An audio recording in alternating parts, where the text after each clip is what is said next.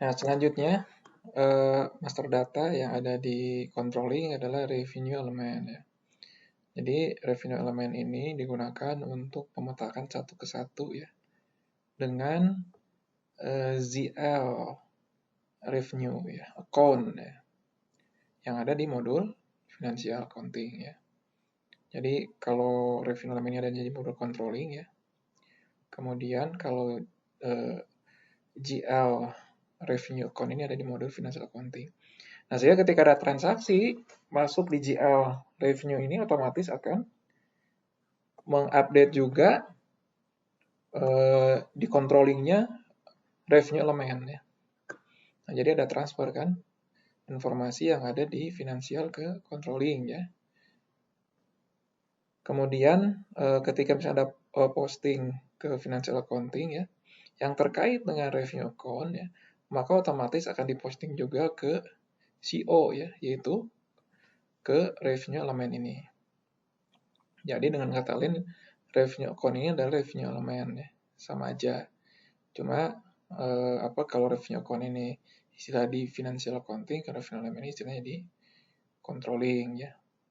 Postingnya kemana? Ya postingnya ke revenue account ya. Kemudian revenue account ini informasi ditransfer ke revenue element yang ada di controlling. Nah, hal yang sama juga di cost ya. Jadi cost element ya, ini terkait pengeluaran atau biaya ya, atau beban ya, sama. Jadi cost element ini sama dengan GL expense count ya di financial accounting ya. Nah, sehingga ketika misalnya ada update di FI expense ya, maka informasi juga akan ditransfer ke CO cost element. Nah, posting di FI ya yang terkait dari cost account ya akan posting juga di CO ya, yaitu di cost element ya. Dengan kata lain apa tadi? Expense account itu ya sama dengan cost element ya. Expense account ini istilah di financial accounting atau FI, cost element ini istilah di controlling ya. Nah, primary cost element ya. Nah, cost element ini dibagi dua ya. Jadi ada primary cost element, kemudian ada secondary cost element. Jadi primary cost element ini ya tadi yang terkait dengan GL ya. Jadi ketika data transfer di GL ya, otomatis akan ditransfer ke CO ya. Dalam hal ini ada primary cost element ya. Kemudian di bawah primary cost element itu kita bisa membuat secondary cost element ya, yang digunakan untuk alokasi atau settlement ya di antara cost center ya. Jadi nanti dari primary cost element ini nanti bisa dialokasikan ya, dibagi-bagi lagi gitu kan ya, berdasarkan cost center. Nah, setiap cost center ini ya nanti tergantung dari pembagiannya pengaturan di secondary cost elementnya seperti apa. Nah, ini primary and secondary cost element ya. Jadi ini di modul managerial accounting ya, ini modul financial accounting ya. Di sini ada aggregate cost element, ini general GL account ya. Ada income statement balance sheet, di sini ada expense account ya. Ada revenue account ya. Ya, ini kan terkait dengan pendapatan ya. Terkait dengan pengeluaran, ini terkait dengan pendapatan. Nah, expense ini ya, dia akan berkorelasi dengan primary cost element. Ya, akan berkorespondensi dengan primary cost element. Nah, di samping primary cost element ini, ada juga secondary cost element ya untuk kepentingan alokasi ya atau settlement dari primary cost element ini, misalnya berdasarkan cost center. Jadi contoh seperti ini, ada posting primary cost element ya di FA ya. Tadi misalnya kita mengeluarkan biaya ya untuk bayar listrik ya, supplies misalnya pengeluaran ya untuk bayar listrik ya. Ya, jadi kan di cashnya itu kredit ya 1.500 karena harus keluarkan uang, jadi kredit dikurangi. Kemudian bebannya bertambah 1.500. Ya. Nah, otomatis ini akan mengupdate ya di CO-nya primary cost element ya. Nah, primary cost element ini adalah cost center A misalnya. Nah, ini ya, tadi penjelasannya ya. Jadi FI transaksi dokumen ya, di GL account ya, cost center ini ya. Otomatis akan mengupdate di cost center. Nah, kemudian bagaimana di posting secondary cost elemennya ya? Nah, yang 1.500 ini ya, kemudian dialokasikan ya ke secondary cost elemen, misalnya cost center 2 dan cost center 3. Nah, misalnya nanti ya pembagiannya nanti berdasarkan alokasinya berdasarkan suatu rule ya atau aturan-aturan tertentu.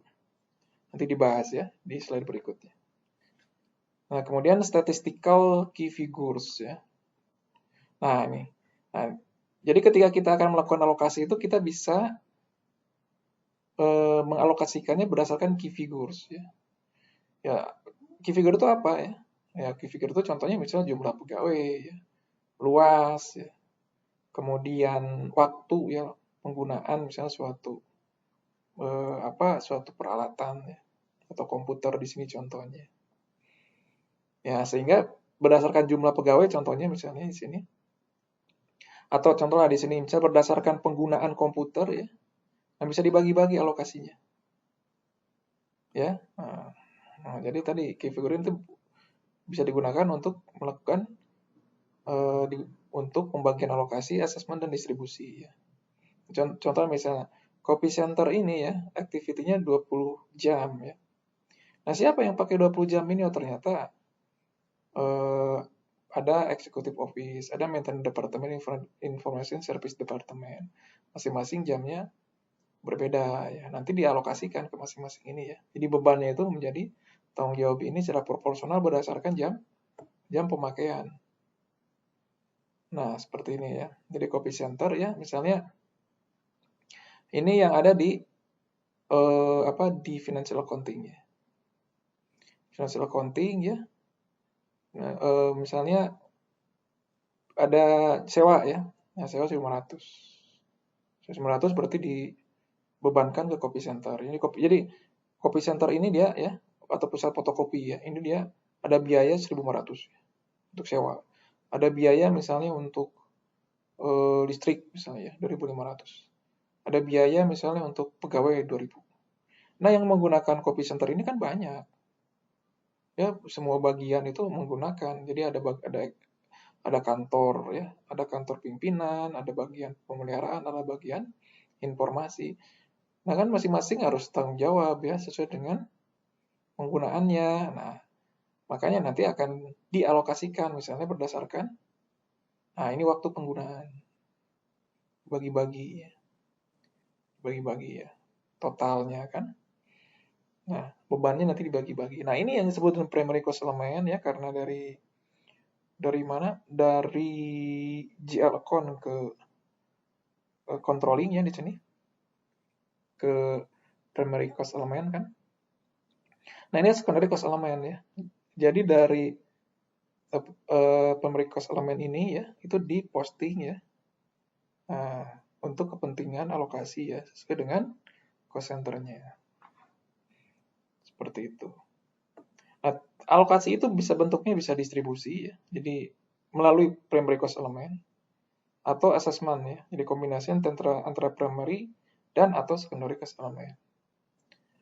Nah, distribusi ya secara periodik ya mengalokasikan primary cost element ya. Kita gunakan distribusi. Nah, jadi primary cost element ini ya dia bisa sebagai sending atau receiving object ya, yaitu menerima atau mengirim ya. Kemudian nah prosesnya itu nanti akan dibuat dokumennya sama ya, seperti setiap transaksi itu nanti akan ada dokumen. Kalau di sini berarti ada controlling dokumen dengan number yang unik. Nah, kemudian assessment ya, alokasi baik itu primary atau secondary cost element. Jadi kalau distribusi itu untuk alokasi primary cost element. Kalau assessment ini alokasi buat primary dan secondary cost element ya. Nah, primary dan atau secondary cost element ini akan dikelompokkan bersama dan ditransfer kepada receiver cost center ya melalui secondary cost element. Nah, pengirim ataupun penerima ya cost center penerima ya sama ya dia akan ada dokumentasi ya, akan ada dokumen yang di-generate setiap transaksi. Nah, ini merupakan prinsip ya dasar yang ada di SAP. Nah, seperti ini ya. Ini contoh ya, distribusi ya. Jadi dari cost center ini ya, primary cost element ya, kemudian didistribusikan ke receiving cost center ya. Nah, jadi ada biaya misalnya, biaya 1.500 ya. Tadi misalnya terkait fotokopi yang dipakai bersama oleh cost center yang lain. Nah, maka dibagi-bagi kan. Nah, ini ya. Nah, ini assessment ya. Nah, assessment ini kalau ini primary cost element, kalau ini bisa secondary ya, primary dan secondary cost element. Ya, jadi beberapa di sini kan software expense, misalnya supplies expense, ini standing cost center-nya. Kemudian dia assessment ke receiving cost center yang terkait dengan pendapatan. Misalnya gini, ini kan ada pengeluaran untuk software ya, untuk sewa software. Kan software ini dipakai bareng-bareng gitu. Itu juga listrik dipakai bareng-bareng ya. Nah, ini gimana pertanggungannya untuk setiap cost center yang menggunakan? Nah, kita bisa menggunakan misalnya di sini assessment. Nah, itu prinsip umum ya, yang ada di bagaimana aliran informasi yang ada di modul controlling ya. Yang nanti dari situ nanti bisa ditarik informasinya untuk kepentingan apa, melihat kinerja ya dari masing-masing cost center atau profit center. Nah, integrasi. Jadi modul controlling ini juga terintegrasi ya dengan modul-modul yang lain. Ya. Financial accounting, material management, ya, kemudian sales distribution, production planning, execution. Ya sama ya, karena controlling ini merupakan bayangan ya dari modul financial accounting. Seperti itu. Baik, ini mungkin ya tadi kita bahas terkait controlling ya. Silakan kalau ada yang mau ditanyakan atau ditambahkan.